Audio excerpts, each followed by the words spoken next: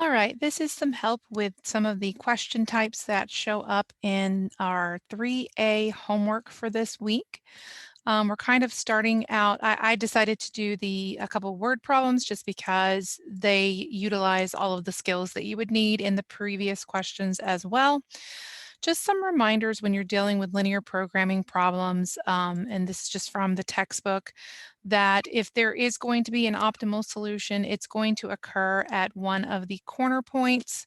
And if you have a closed and bounded feasible region, then you will have both a possibility for minimizing and maximizing at one of your corner points. If you have an unbounded, which means the shaded region goes on forever towards the infinities, then you can only have a minimum guaranteed value for the optimal solution. And if you have something that is empty, your feasible region, in other words, your shadings go in opposite directions when you do your inequalities and you don't get an overlap, then you have no optimal solution to that specific objective function. Remember, the objective function is the part that we're trying to maximize or minimize. So let's get to it. Let's try this problem. So it says a furniture manufacturing company is manufacturing dining room tables and chairs, and the relevant manufacturing data are given in the table below.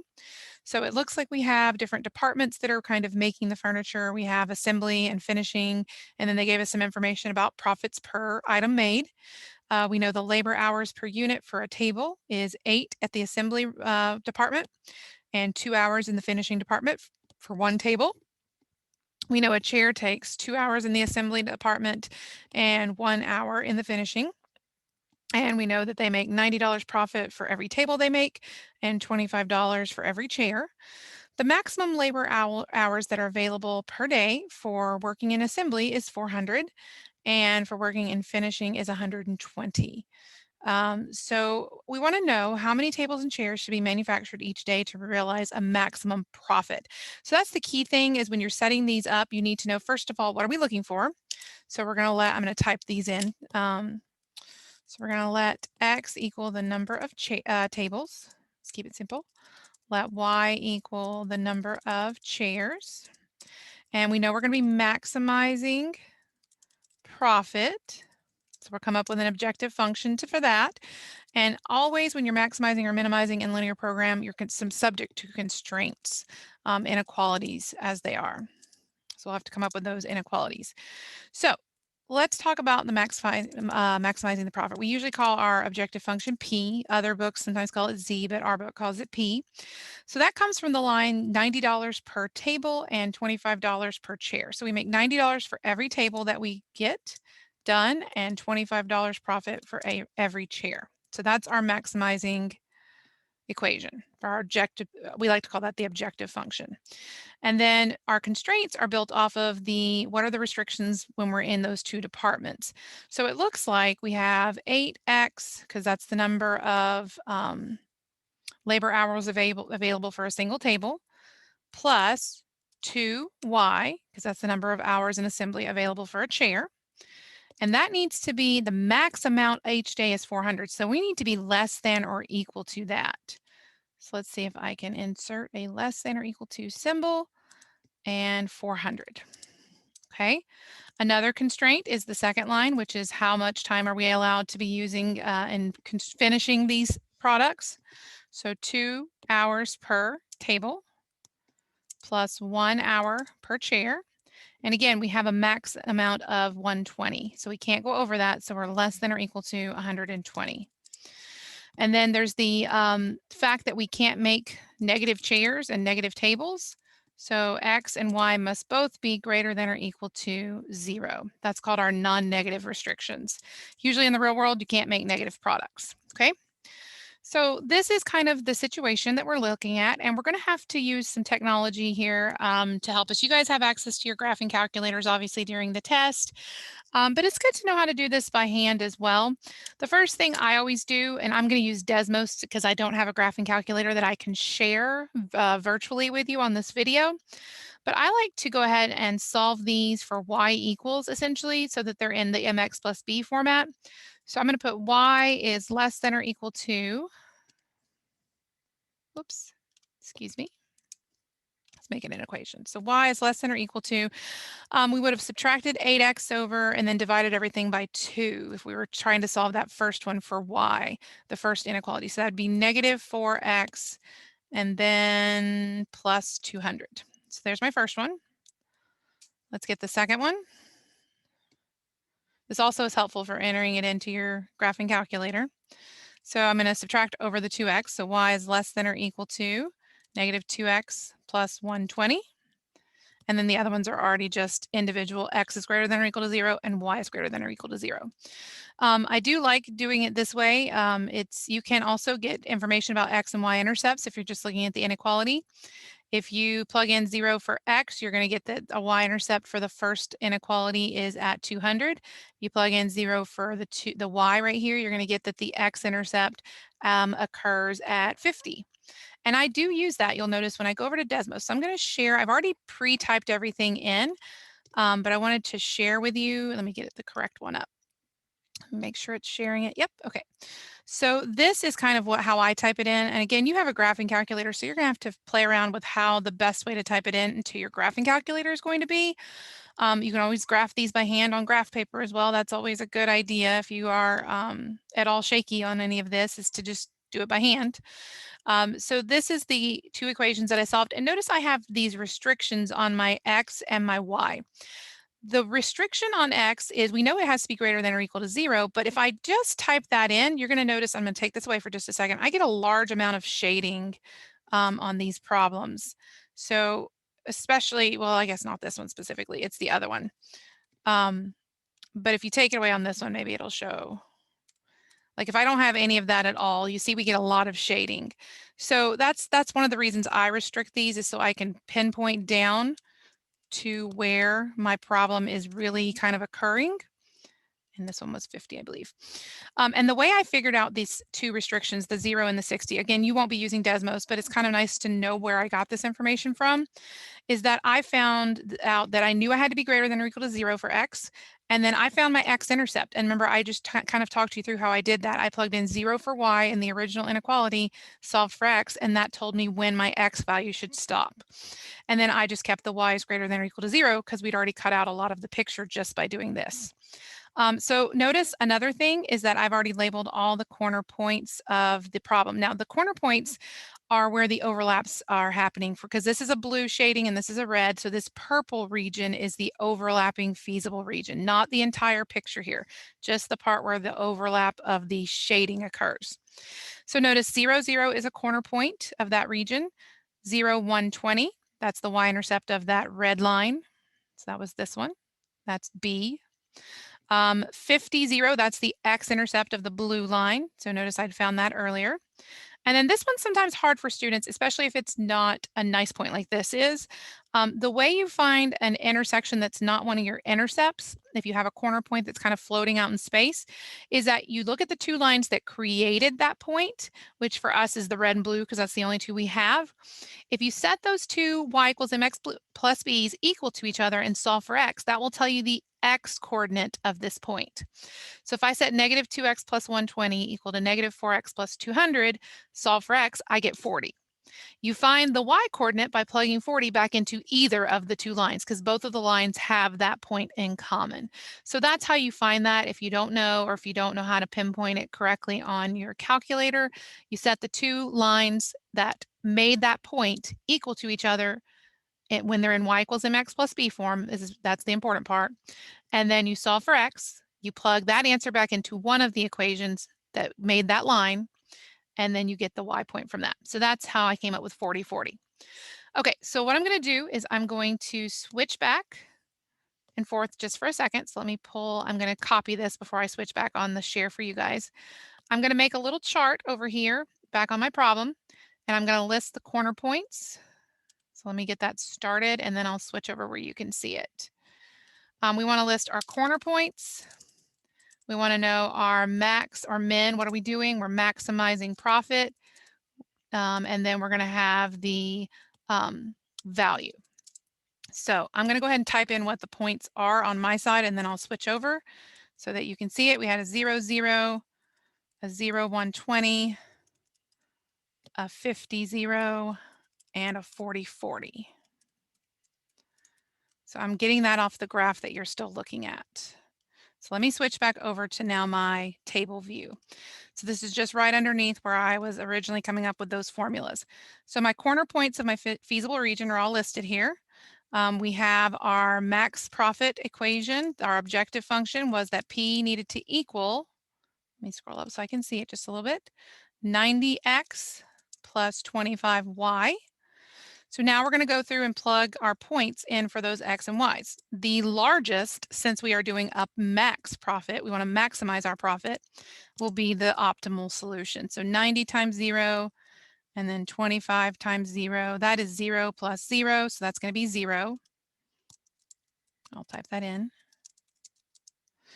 Then we have 90 times 0 plus 120 times, or 25 times 120, write it in the correct order. That is 0 plus, I had this worked out earlier, 4,005, no, that's not right. 3,000 for that one. And then we have 90 times 50 plus 25 times 0. Again, just plugging into that objective function each time. That one is 4,500 plus 0, or 4,500. And then the last one, we have 90 times 40 plus 25 times 40. That is equal to 3,600 plus 1,000, which is 4,600. Okay. So out of all of those, the highest value, since we're trying to maximize profit, was the $4,600, and that occurred at this optimal corner point here of 40/40. Now, how would we write that? We would say we have a maximum profit of $4,600 when we produce 40 tables and 40 chairs. Okay. All right. So that is how we do a linear programming problem, where we had to look at the information provided, come up with the objective function, the constraints, graph it, and then test the feasible region corner points on this bounded one, because this was a nice bounded region. And we were guaranteed to have, and we actually have both a minimum and a maximum here, but they specifically wanted us to maximize profit. So tables and chairs, 40 of each, maximum profit 4,600. Okay, let's look at my next one that I picked out. Again, I kind of focused on the word problems for the 3A homework because I knew that if you could do these, you could do the traditional just finding and graphing. Okay, so this one says a dietitian is to arrange a special diet of 2 foods, M and N. Each ounce of food M contains 30 units of calcium, 10 units of iron, 10 units of vitamin A, and 8 units of cholesterol. Each ounce of food N contains 10 units of calcium, 10 units of iron, 30 units of vitamin A, and 4 units of cholesterol. If the minimum daily requirements are 360 for calcium, 160 for iron, 240 units for vitamin A, how many ounces of each food should be used to make sure we're getting our minimum amount required? And at the same time, we're going to try and minimize the amount of cholesterol we're intaking. And then we want to know, what is that minimal cholesterol intake? So we want to look at this. This is a little different. This is a minimizing problem. So I'm going to go ahead and make a chart. So this time I didn't pre-provide the chart. A lot of times my math lab will provide the chart for you, but I think it's important to have practice making a chart as well. So I'm going to kind of walk you through my steps on that. So we're going to have ounces per food, and there's 2 types of food. So I'm actually going to merge that. Let's see. Because I'm going to have a column for food M, and I'm going to have a separate column for food N. And if it'll stay caps, I'll be happy. There we go. Okay. We have some minimum daily requirements. I'm going to make that kind of match with this.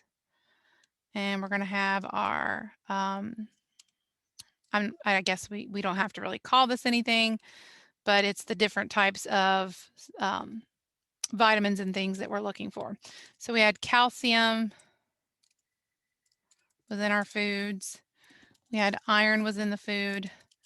Each food had vitamin A, and each food also had cholesterol. Okay, so just strictly from the problem, let's write down what we know about food M. Let's go back up. Says it had 30 calcium, 10 iron, 10 vitamin A, and 8 cholesterol. Food N had 10 calcium, 10 iron, 30 vitamin A, 4 cholesterol. Every person who is going by this diet that the dietitian is making needs to have at least, and I'm going to put this in as at least on this first one, just so you see that. That's important. 360 at least, because you can have more than this, but this is the minimum daily requirement, 160, at least 240. And we're trying to minimize cholesterol. So that's going to be our objective function. Okay. The word that follows directly after minimize or maximize is usually the objective function line. So minimizing cholesterol intake. Okay, so let's come up with our objective function, which is that we are trying to minimize cholesterol. So we want to call it P equals 8x plus 4y. Oh, we didn't put in our variables at the top. Let me write that. X is going to be ounces of food M, and Y is going to be ounces of food N. How much are we giving each of each type? Okay, and our subject to constraints. Okay, this time we're going to be doing greater than or equal to because these are minimum daily requirements, not a maximum. You can go over this, but you can't go under it. So we're going to have 30x plus 10y is greater than or equal to 360. That's 1. We also have 10x plus 10y is greater than or equal to 160.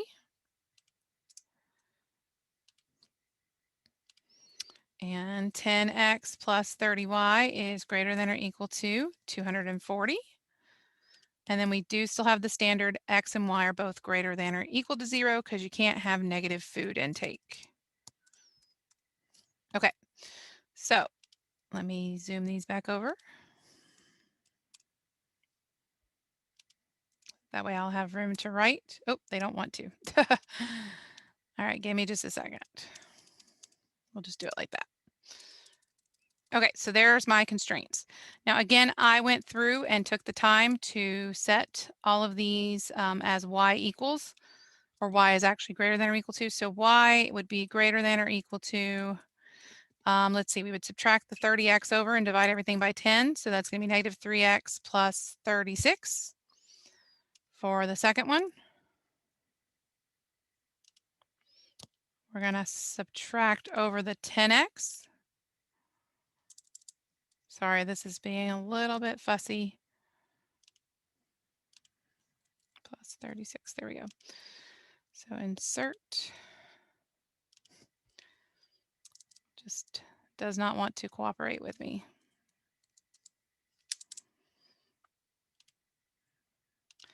Okay, so y is greater than or equal to, so subtract 10x over, divide everything by the 10, that's going to be negative x plus 16 for that one. Let's see if we can line some of this back up. Okay, for the next one, we're going to have subtract over the 10x again, so y is greater than or equal to. That's going to be negative 1/3 when we divide by 30x, and then that'll be plus 8 when we divide 240 by 30. And then we have our constraints that are non-negative. So I went over to Desmos and plugged all of those in. And it's really important that you get the greater than or equal to part, because if you're trying to maximize this, it's a bounded region, but if you're trying to minimize, you're actually shading away from the origin. And you're going to notice that this one ends up being an unbounded region. So let me share that screen. Go back to Desmos. Okay, so what you notice is that when you have the greater than or equal to's, and again, I did a little bit of constraints just with the x's and the y's. I didn't want to constrain x any because it's actually shading outward. So just greater than or equal to 0 and greater than or equal to 0 for the x and the y each. But what you notice is that that would be very different if we were shading interior towards the like less than or equal to, because we'd be shading and getting this little region. So this changes the way that we look at it because this goes on forever. And so therefore your corner points are the farthest points out on this line where this shading, this dark kind of teal starts, this grayish teal, I guess I could call it.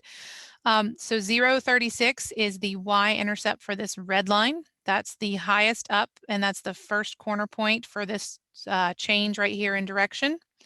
We bebop on down. I'm going to zoom in a little bit and notice that we don't have a single corner point here. We actually we hit this, we travel along the blue line, and then we travel along the green because we're shading on this outer side. So to find each of these 10.6 and 12.4, you have to use that trick I was talking about. Like if you don't know it off the top of your head and you can't just eyeball it, because sometimes you can, sometimes you can't with these, sometimes they're fractions. Then you would have set the red and the blue line equal to each other, the negative 3x plus 36 and the negative x plus 16. Solve that for x and you would have gotten the 10 right here. Plug it back into one of them and that's how you get the 6, okay? Same thing here. This is the blue and the green line intersecting each other. So you would have set the negative x plus 16 equal to the negative 1/3 x plus 8. Solve for x, you get 12. Plug it back into one of them and you get 4 for the y. And then this last one, as we come on down and see where the teal kind of ends before it goes along the x-axis, happens at the x-intercept of the green line. Now, to find an x-intercept, you plug in 0 for y and you solve for x. So that would be subtracting the 8 over and then multiplying both sides by -3. So that's how it came out to 24. And usually the x and y intercepts are easier to see when you were in that standard original form because you just cover up the x or y and find the other one. But those are our points. Okay, so these are the important points that we are going to put on our chart when I transfer back over. So I'm going to go pre-start that chart and then I'll share my screen and you can see how we're going to finish this one out. Okay, so let me get my chart. This time our corner points were as follows: 0.36. So I'm just filling it in before I switch. And 10.6.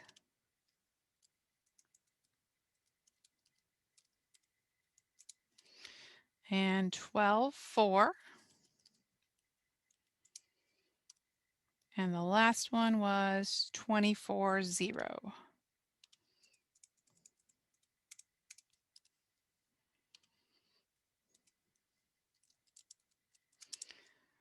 Okay. So let me change back over so that you can all see this. I'm also clearing out the previous one. I just copy pasted my chart. All right, so let's go back to the Word document. And this time we are trying to minimize cholesterol. And that function for that was P equals 8x plus 4y. And then I have all my corner points and we're going to just plug in. So 8 times 0 plus 4 times 36, that is 0 plus 144, so that's going to be 144. Then we're going to have the 10, so that's 8 times 10 plus 4 times 6, that is 80 plus 24, that comes out to 104. Then 8 times 12 plus 4 times 4, that's going to be 96 plus 16, that's 112. And 8 times 24 plus 4 times 0 is going to be 192. That's definitely not the one you want because that is high cholesterol. So it looks like the lowest cholesterol that we can get in this situation comes from this line right here. That's the lowest number.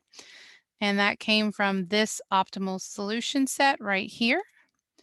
So it looks like the lowest that we can get the cholesterol to be is 104 units. And that occurs when we eat 10 units of food M and 6 units of food N. I believe that was instead of units, that might have been ounces. Yeah, ounces. Ah, that's not what I wanted. Hang on just a second. Just wanted to change these to ounces. Okay, so that is how you work with linear programming and optimal solutions. These were 2 variable problems. I'm going to be doing another video in just a little bit for homework section 3B, and we'll be focusing on some that have more than just 2 variables in some of those. So hopefully this is helpful and helps you get your homework done on time. Thanks.